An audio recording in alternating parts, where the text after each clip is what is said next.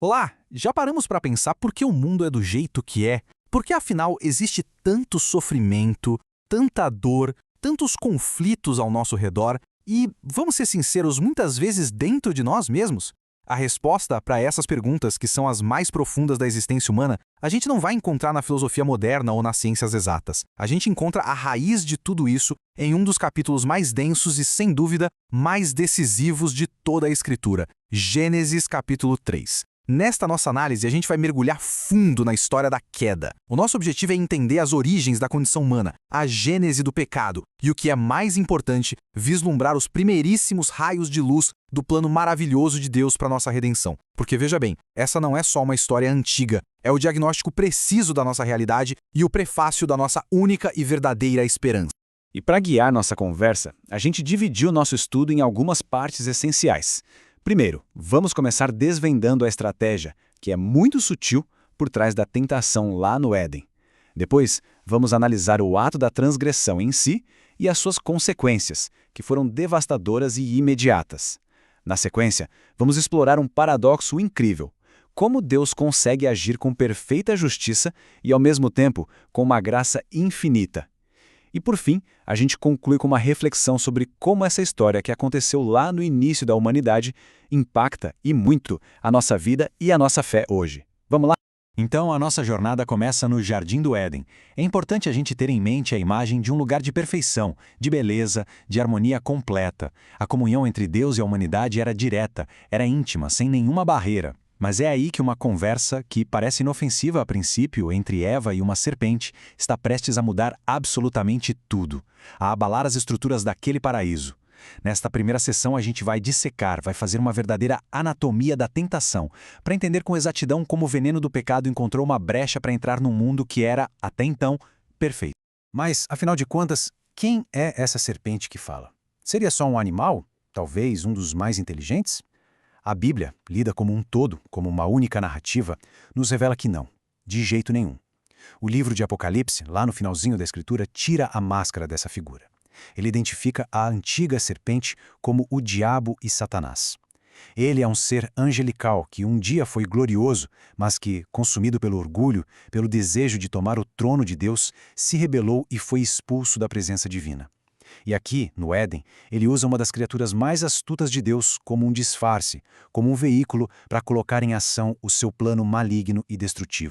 A estratégia de Satanás é, sinceramente, uma obra-prima de manipulação psicológica. Ele não chega de forma agressiva com uma proposta de maldade explícita. Não. A abordagem dele é sutil, é calculada e se desenrola em 3 passos que são fatais. Primeiro, ele planta a semente da dúvida. Com aquela pergunta, foi assim que Deus disse? Ele distorce a palavra de Deus, insinuando que o Criador é restritivo, é mesquinho. O alvo aqui é o coração, é fazer Eva duvidar da bondade de Deus.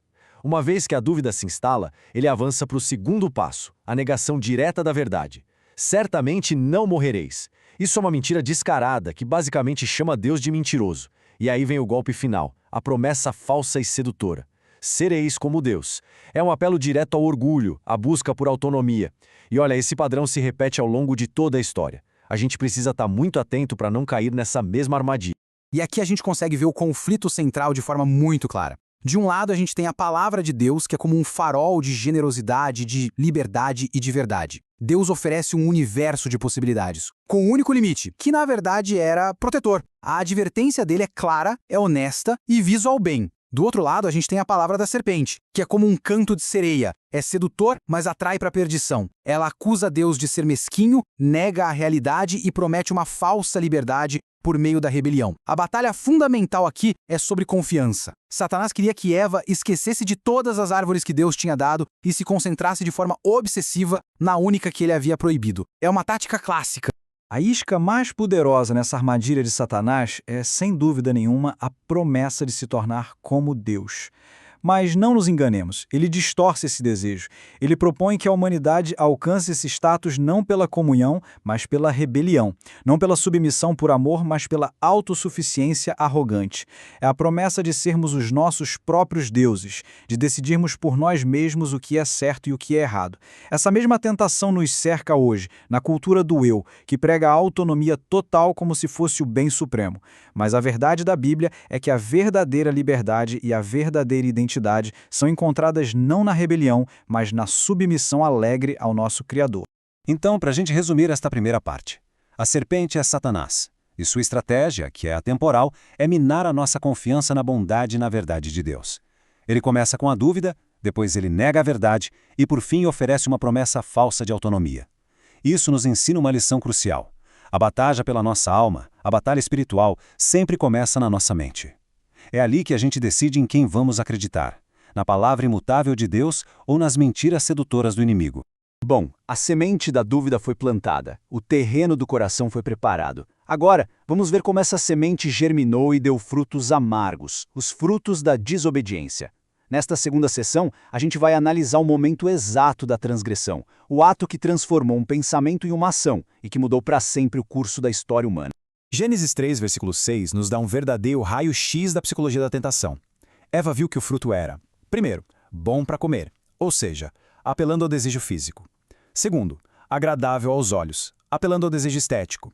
E terceiro, desejável para dar entendimento, apelando diretamente ao orgulho e ao desejo de poder. Milhares de anos depois, o apóstolo João resume as tentações do mundo exatamente dessa forma: a cobiça da carne, a cobiça dos olhos e a soberba da vida. É a mesmíssima tentação que a gente enfrenta hoje: o desejo desordenado por prazer, a busca insaciável por posses e a ambição por poder e status. Satanás sempre vai embalar o pecado para que ele pareça atraente, mas o fim dele, o resultado final, é sempre a morte. O pecado tem uma progressão trágica. É quase como uma bola de neve descendo a montanha. Começa pequeno, mas vai crescendo e arrastando tudo que encontra pela frente. Primeiro, ela olhou. Muitas vezes a batalha já é perdida na contemplação daquilo que é proibido. Depois ela pegou. O desejo que foi nutrido pelo olhar se transforma em ação. Em seguida ela comeu. A rebelião é consumada. E por fim ela deu. O pecado é contagioso. Ele nunca se contenta em ficar isolado. Ele sempre busca cúmplices. É como um veneno que, uma vez ingerido, se espalha e contamina tudo e todos ao redor. E Adão? Onde é que ele estava durante tudo isso? O texto nos dá uma pista crucial. Ele estava com ela. Adão não foi um mero espectador, ele foi um cúmplice silencioso. Ele que recebeu a ordem de Deus diretamente, que tinha o dever de guardar o jardim e proteger sua esposa, permaneceu passivo, em silêncio. O apóstolo Paulo nos diz que Adão não foi enganado. Ele escolheu de forma deliberada desobedecer. A omissão dele foi uma ação. E é por isso que a Bíblia o aponta como o representante federal da humanidade na queda, aquele por meio de quem o pecado e a morte entraram no mundo. Resumindo essa parte, então, a gente viu que o pecado nos seduz com promessas de prazer, mas nos entrega a dor. Ele foi embalado para parecer atraente, mas o conteúdo era veneno puro. A transgressão seguiu uma progressão trágica, do olhar até a cumplicidade. E Adão, o guardião designado por Deus, falhou terrivelmente em seu dever, escolhendo a rebelião consciente em vez da obediência fiel.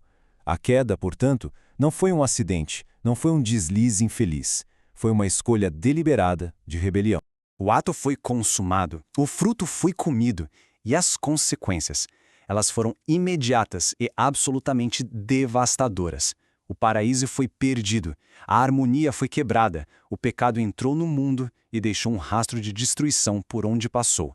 Nesta sessão, vamos ver como a transgressão fraturou o Shalom, a paz perfeita do Éden, rompendo todos os relacionamentos do ser humano com Deus, do ser humano consigo mesmo e com o próximo. O pecado causou uma ruptura em 3 dimensões que são fundamentais. A primeira, e mais grave, a ruptura com Deus. A intimidade deu lugar ao medo, a comunhão foi substituída pelo ato desesperado de se esconder. A segunda foi uma ruptura interna. A inocência se foi, e no lugar dela surgiram a vergonha e a culpa. A nudez, que antes era um símbolo de pureza e transparência, se tornou fonte de constrangimento. E a terceira, uma ruptura interpessoal. A unidade perfeita entre o homem e a mulher foi estilhaçada, dando lugar à acusação e ao famoso jogo de empurra. O pecado nos separou de Deus, nos dividiu por dentro e nos colocou uns contra os outros. Essa é a nossa realidade. Mas a boa notícia é que Deus tem um plano para restaurar tudo isso. E no meio de toda essa escuridão, no silêncio do jardim que agora estava quebrado, uma voz ecoa. E não é uma voz de condenação imediata, é uma voz de amor que busca. É a voz de um pai que procura por seus filhos perdidos. A pergunta de Deus, onde você está, não é uma pergunta geográfica, claro que não. Deus sabia exatamente onde eles estavam. É uma pergunta relacional, é um convite ao encontro, ao arrependimento. Este é o primeiro movimento da graça na história da redenção. Antes mesmo de pronunciar o juízo, Deus vai atrás do pecador. E como Adão e Eva respondem a esse chamado da graça? Infelizmente, com o jogo de empurra. A culpa é como um veneno que corrói a alma, e em vez de assumir a responsabilidade, eles escolhem o caminho da acusação. Adão culpa a Eva e, de forma sutil, culpa o próprio Deus, a mulher que tu me deste. Eva, por sua vez, culpa a serpente. Ninguém assume o próprio erro. Essa recusa em confessar e se arrepender se tornou um padrão trágico e muito persistente da nossa natureza humana caída. Então, para resumir, o pecado nos deixou quebrados, sozinhos e com medo.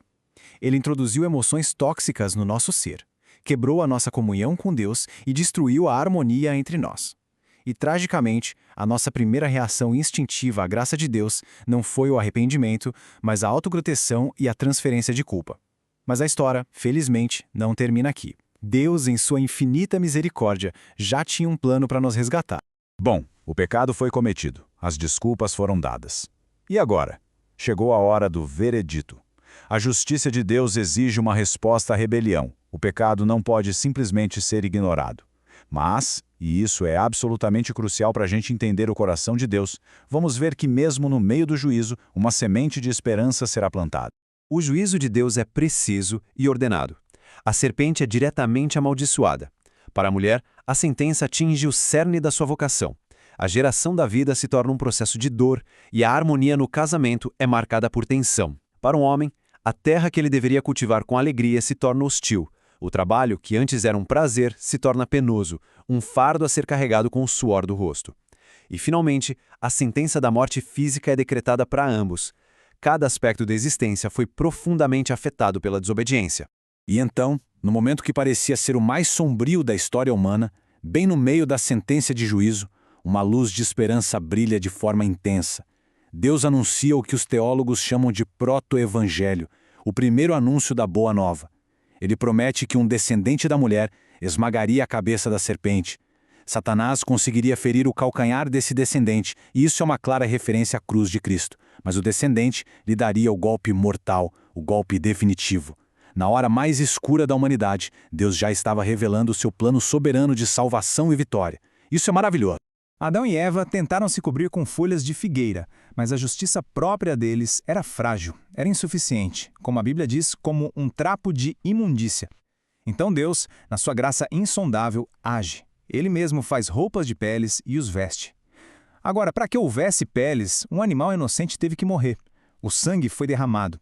Este é o primeiro sacrifício substitutivo da Bíblia, um sinal poderoso de que somente o sangue de um inocente, provido pelo próprio Deus, poderia cobrir o pecado e a vergonha dos culpados.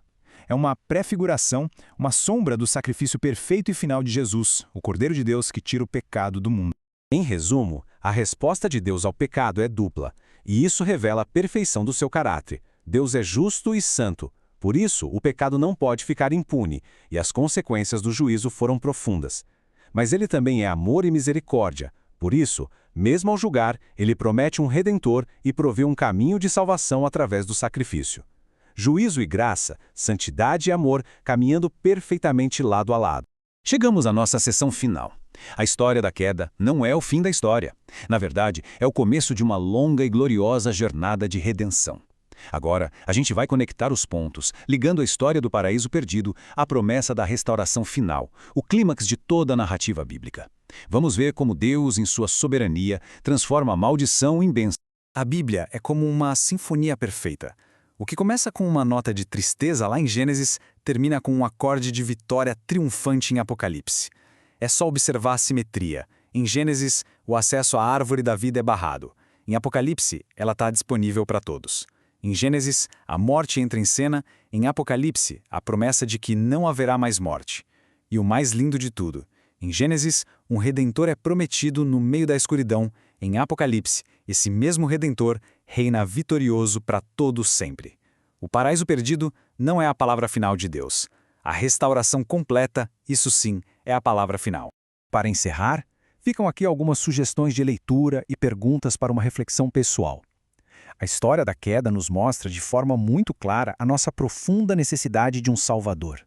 E a boa notícia do Evangelho é que ele já veio. Jesus Cristo é a resposta definitiva de Deus para o nosso pecado. Ele é o descendente prometido que esmagou a cabeça da serpente.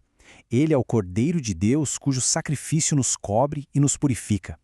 Ele é a nossa única e firme esperança de um novo começo. Que essa história antiga nos inspire a viver para Ele e a compartilhar essa esperança com o mundo. Porque a história da queda não é apenas sobre o que foi perdido, mas sobre a fidelidade de um Deus que desde o início prometeu e cumpriu seu plano de restaurar todas as coisas. Muito obrigado por nos acompanhar nessa jornada.